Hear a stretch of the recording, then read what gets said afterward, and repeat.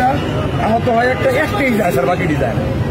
এটা হচ্ছে স্যার সবচেয়ে বড় আতঙ্কের এবং মানে দুশ্চিন্তার। 2024 সালের 5 আগস্টের আগে পুলিশ মানেই ছিল মানুষের কাছে এক আতঙ্কের নাম।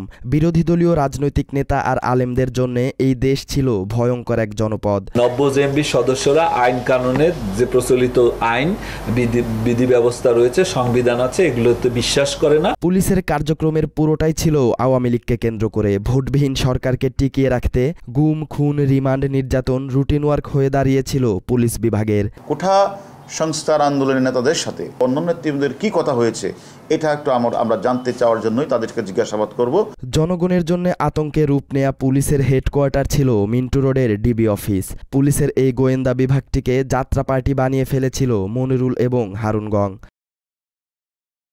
কারণে অকারণে মিডিয়ার সামনে এসে সবসময় নিজেকে আলোচনায় রেখেছে স্বৈরাচার শাসকের সবশেষ ডিবি প্রধান হারুনুর রশিদ।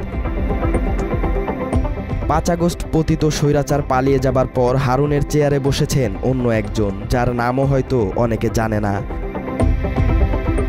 5 তারিখ ভেঙে পড়া আইন শৃঙ্খলা পরিস্থিতিকে স্বাভাবিক করতে নীরবে দিনরাত খেটে চলেছেন পুলিশের এই গোয়েন্দা কর্মকর্তা। দায়িত্ব নেয়ার পর থেকে রেজাউল করিম মল্লিক একের পর এক দুর্দান্ত অভিযান চালিয়ে দেশকে অস্থিতিশীল করার হাত থেকে রক্ষা করে চলেছেন। বাংলাদেশ পুলিশের ইতিহাসে রেকর্ড সংখ্যক প্রভাবশালী অপরাধীদের আটক করার কৃতিত্ব দেখিয়েছে রেজাউল করিমের গোয়েন্দা দল। ভারতের চোখে চোখ রেখে রেজাউল মল্লিক ইসকন নেতা চিন্ময় কৃষ্ণকে গ্রেফতার করে দেশকে ভয়ঙ্কর এক সাম্প্রদায়িক দাঙ্গা থেকে বাঁচিয়েছেন। দেশের মানুষকে নিরাপদে রাখতে গিয়ে নিজের পরিবারকে চরম ঝুঁকির মধ্যে ফেলেছেন। চিন্ময়কে আটকের পর থেকে ইসকনের অব্যাহত হুমকির কারণে নিজের পরিবার অনেকটা বন্দি জীবন কাটাচ্ছে। নিরাপত্তা ঝুঁকির কারণে রেজাউল মল্লিকের ছোট 2 সন্তানকে স্কুলে পাঠানো পর্যন্ত বন্ধ করতে হয়েছে। তারপরেও অপরাধীদের সাথে কোনো আপোষ করেননি ডিবি প্রধান রেজাউল করিম মল্লিক। ব্যক্তিগতভাবে আমি কোনো রক্তচক্ষুকে ভয় পাই না। যতদিন কাজ করব, ততদিন আইনের প্রতি শ্রদ্ধা রেখে দেশ এবং জনগণের সেবা করার মানসে এবং আমার ঊর্ধ্বতন কর্তৃপক্ষের নির্দেশ এবং সরকারের নির্দেশ প্রতিপালনই হচ্ছে আমার জীবন উৎসর্গ করা একটি প্রকৃত সময়। গোয়েন্দা পুলিশের মতো সংস্থাটির অন্যান্য বিভাগেও ঈর্ষণীয় সফলতা দৃশ্যমান। গেল 15 বছরের মধ্যে সবচেয়ে নিরাপদ ও স্বাচ্ছন্দ্যে ঈদ উদযাপন করেছে রাজধানী সহ সারা দেশের মানুষ। উন্নতি হয়েছে, দেখলাম রাস্তাঘাট ফাঁকা, তারপরে ট্রাফিক বিভাগে যারা দায়িত্বতে ছিল তারাও ঠিকমতো কাজ করতেছে, রাস্তাঘাটে কোনো যানজট নাই, সবাই নিজ নিজ দায়িত্ব থেকে কাজ করতেছে, এটা দেখে খুব ভালো লাগলো। গত 5-6 বছর যাবৎ যেরকম ছিল বর্তমান ঈদে তার সাথে বেটার। কারণ হলো সব দিকে মানুষ স্বস্তি পাইছে, লঞ্চে, বাসে, ট্রেনে, সব দিকে আইন শৃঙ্খলা মোটামুটি অনেক ভালো ছিল। ওরা তো মূলত চেষ্টাই করে যাচ্ছে। এখন সেই হিসাবে আমরা তো আসলে মানে জব করতেছে, আমরা তো এরকম কোনো খারাপ কোনো কিছু দেখছি না। অস্থিতিশীল পরিস্থিতিকে কাজে লাগিয়ে পতিত স্বৈরাচারের সহযোগীরা হত্যা, খুন আর ধর্ষণের উৎসবে মেতে ওঠে। ভঙ্গুর ধ্বংসযজ্ঞ থেকে দেশের মানুষকে স্বস্তি দিতে বর্তমান স্বরাষ্ট্র উপদেষ্টার নেতৃত্বে পুলিশ যেভাবে রাতারাতি চিত্র পাল্টে দিয়েছে তা সত্যি অবিশ্বাস্য। ঈদে আইন শৃঙ্খলা পরিস্থিতি স্বাভাবিক রাখতে নিরলস কাজ করেছেন স্বরাষ্ট্র উপদেষ্টা জাহাঙ্গীর আলম চৌধুরী। পুলিশকে সচল রাখতে বিভিন্ন থানা পরিদর্শন করেছেন তিনি। একই সঙ্গে রাজধানীর গুরুত্বপূর্ণ অনেক এলাকাও পরিদর্শন করেন স্বরাষ্ট্র উপদেষ্টা। ঈদে ঘরমুখ মানুষের ঈদযাত্রা নিরাপদ ও স্বস্তিদায়ক করে তুলতে বাস টার্মিনালও পরিদর্শনে যান তিনি। হারুন, বিপ্লব, আসাদুজ্জামান সহ পুলিশের সাবেক ঊর্ধ্বতন কর্মকর্তারা পুলিশ বাহিনীকে ধ্বংস করে দিয়ে গেছেন। ধ্বংসযজ্ঞের মধ্য থেকে পুলিশকে চাঙ্গা করতে কাজ করছেন আইজিপি বাহারুল আলম। পুলিশ মহাপরিদর্শকের কথায় অনুপ্রাণিত হয়ে কাজে ফিরেছেন বাহিনীর অনেক সদস্য। ফলে যে এক্সপিরিয়েন্সের ভিতর দিয়ে তারা গেছে, এখন এই পর্যায় থেকে পুনরায় তাদেরকে আবার কর্মস্পৃহাটা ফিরিয়ে আনা আমার এটাই বড় চ্যালেঞ্জ। বিগত আওয়ামী লীগ সরকার পুলিশকে নিজেদের কাজে ব্যবহার করে জনবিরোধী করেছে, সে কথাও অকপটে স্বীকার করে নিয়েছেন আইজিপি বাহারুল আলম। এছাড়া জুলাই আন্দোলনে মানুষের বুকে পুলিশের গুলি চালানোতে ক্ষমা চেয়েছেন তিনি। শুধু ক্ষমা চেয়ে পুলিশ বাহিনীকে দায়মুক্ত করতে চাননি পুলিশ মহাপরিদর্শক। যেসব পুলিশ সদস্য অপরাধের সঙ্গে যুক্ত তাদের বিচারের দাবিও জানিয়েছেন বাহারুল আলম। আমি পুলিশ বাহিনীর পক্ষ থেকে প্রতিটি শহীদ পরিবারের কাছে আন্তরিক দুঃখ প্রকাশ করছি এবং ক্ষমা প্রার্থনা করছি। 5 আগস্টের পর যে ভঙ্গুর অবস্থা ছিল সেখান থেকে ঘুরে দাঁড়িয়েছে পুলিশ বাহিনী। চাকরিতে যোগ দিতে যাদের অনীহা ছিল তারাও যোগদান করেছে।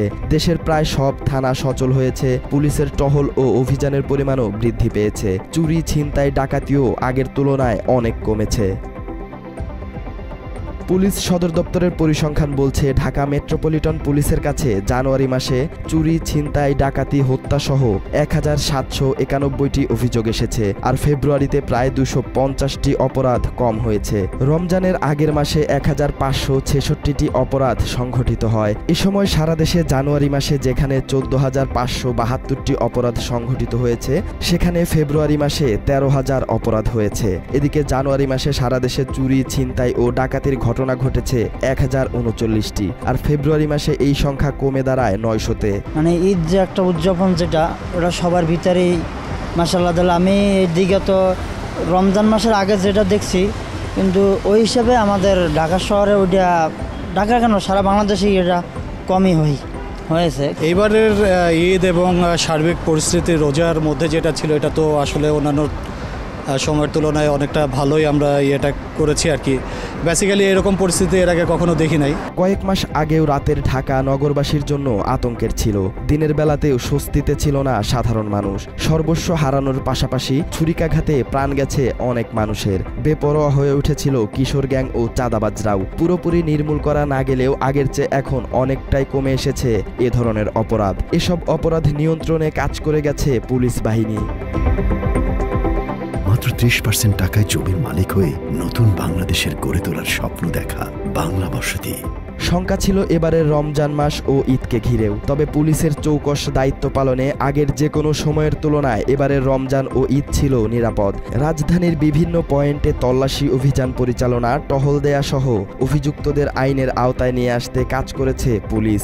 মার্চ মাসের 6 থেকে 13 তারিখ এই 8 দিনে অভিযান চালিয়ে 338 জনকে আটক করেছে আইনশৃঙ্খলা বাহিনী।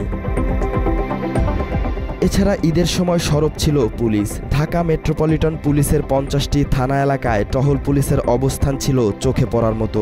2 ভাগে বিভক্ত হয়ে 667টি টহল টিম নগরীর নিরাপত্তা নিশ্চিত করেছে। এছাড়া ঢাকা মহানগরীর গুরুত্বপূর্ণ ও কৌশলগত 71টি স্থানে চেকপোস্ট বসিয়েছে পুলিশ। পাশাপাশি এবারের ঈদে নিরাপত্তা দেওয়ার জন্য কাজ করেছে অক্সিলারি ফোর্স। ঈদে সাধারণ মানুষ পরিবার পরিজন নিয়ে আনন্দ উৎসবে ঈদ কাটিয়েছেন। তবে তাদের এই উৎসবমুখর পরিবেশ যারা উপহার দিয়েছেন, সেই পুলিশ সদস্যরা আপনজন ছেড়ে সড়কে ঈদ উদযাপন করেছেন। পরিবার ছাড়া ঈদ কষ্টের হলেও মানুষকে সেবা দিতে পেরে খুশি পুলিশ সদস্যরা। তাদের কারণে সাধারণ মানুষ নিরাপদে ঈদ উদযাপন করতে পারায় গর্বিত তারা। সবাই তো আর একসাথে ছুটি যাওয়া বা ঈদ করা সম্ভব না, তাও বেশিরভাগ লোকই আমাদের যে ঊর্ধ্বতন কর্মকর্তা আছে এরা চেষ্টা করছে আর কি, যাতে তারা বাড়িতে উদযাপন করতে পারে। আর আমরা কিছু লোক বাসাওয়ালা আছি, সবার বাড়িঘরে যাইতে পারি নাই, এইসবে কোনো দুঃখ নেই। কিন্তু সবার এখানে যে একটা সেবা করে যে সবাইকে যাওয়া আসার জন্য যে একটা দিতে পাইতেছে, এতে শান্তি। ঈদে দায়িত্ব পালন করা এই পুলিশ সদস্যের মতে যারা বেশি কাজ করে তাদের ভুলের পরিমাণও বেশি হয়। পুলিশের পূর্বের কর্মকাণ্ড ভুলে আগের চেয়ে এখন বেশি জনবান্ধব হওয়ার চেষ্টা করছে পুলিশ বাহিনী। জনগণের সেবা করি, সেবা দেই, এত কিছু করি, তারপরেও দিন শেষে শুনতে হয় আমরা পুলিশ খারাপ। হয়তো খারাপ আছে, থাকবেই, প্রত্যেকটা সেক্টরেই থাকে। আমাদের পুলিশেও ভালো মন্দ সব আছে, কিন্তু আমরা ভালোটা কখনো শুনতে পাই না। হ্যাঁ, সাধারণ মানুষের সঙ্গে আসলেই বন্ধুত্ব সুলভ হওয়া উচিত, তাহলে আমাদের কাজের সুবিধা হয়। কারণ আমাদের কাজ করতে গেলে মানুষের কাছ থেকে সহযোগিতা নিতে হয়, অনেক তথ্যের প্রয়োজন পড়ে, বন্ধুত্বপূর্ণ সম্পর্ক হয় ভালো। পুলিশের পূর্বের অনেক ভুলের কারণে এখন দায়িত্ব পালন করতে গিয়ে আক্রমণের শিকার হচ্ছেন অনেকেই। এই অবস্থায় পুলিশের উপর আক্রমণ না করে পুলিশকে সহযোগিতা করার আহ্বান জানিয়েছেন আইজিপি বাহারুল আলম। আমাদের সকলের প্রতি আবার আমার আহ্বান, আপনারা পুলিশকে সহায়তা করুন, কাজের পরিবেশ তৈরি করুন, পুলিশকে প্রতিপক্ষ ভাববেন না, পুলিশের প্রতি আক্রমণ করবেন না। সাধারণ মানুষের প্রতি আইজিপির এমন আহ্বান আইন শৃঙ্খলা বাহিনীর প্রতি মানুষের দৃষ্টিভঙ্গির একটি উদাহরণ। মানুষের জন্য কাজ করতে পুলিশ যেমন উদ্যমী, তেমন উদ্যম নিয়ে পুলিশকে সহযোগিতা করার কথা বলছেন সাধারণ মানুষও। আমরা কেমন পুলিশ চাই বা পুলিশ কেমন জনগণ চাই, দুইটা দিকে আসলে তাদেরকে বিবেচনা করতে হবে। সাধারণ মানুষের প্রতি পুলিশের আচরণ কেমন হবে এবং পুলিশের প্রতি সাধারণ মানুষের আচরণ কেমন হবে, দুই দিকেই নজর দেওয়া জরুরি। তবে এজন্য সবার আগে প্রয়োজন পুলিশের সংস্কার। শুধু সংস্কার করলেই হবে না, পুলিশের মানসিকতায় পরিবর্তন নিয়ে আসতে হবে বলে মনে করছেন অপরাধ বিশেষজ্ঞরা। আমরা সংস্কারের প্রশ্নে অনেক সিদ্ধান্ত আসবে, অনেক প্রস্তাবনা আসবে, কিন্তু কর্মের দিক থেকে, মানসিকতার দিক থেকে যদি পুলিশ পরিবর্তন হতে না পারে তাহলে সংস্কারটা আসলে যথার্থ।